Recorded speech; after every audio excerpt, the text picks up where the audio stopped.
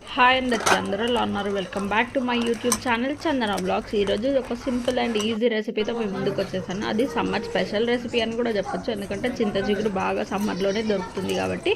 So దొరికినప్పుడు ఈ tomato చింత చిగురు కర్రీ అనేది ట్రై చేయండి. చాలా సింపుల్ రెసిపీ అనమాట.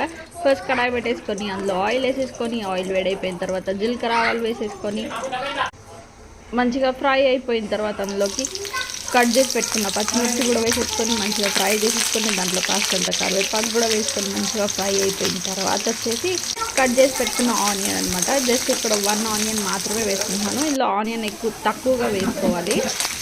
టమాటో చింత చిగురు ఎక్కువగా వేసుకోవాలి, ఆనియన్ అనేది తక్కువగా వేసుకోవాలి.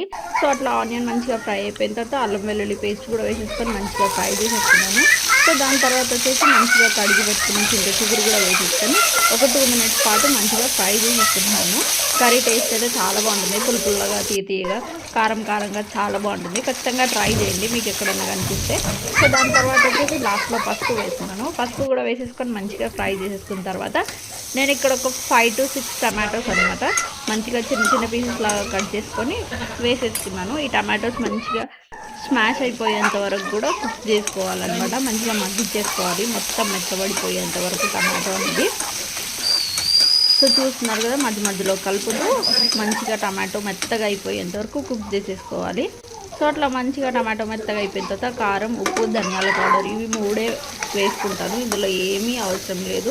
ఉప్పు, కారం, పసుపు, అల్లం వెల్లుల్లి పేస్ట్, కాస్తంత ధనియాల పొడి అంతే.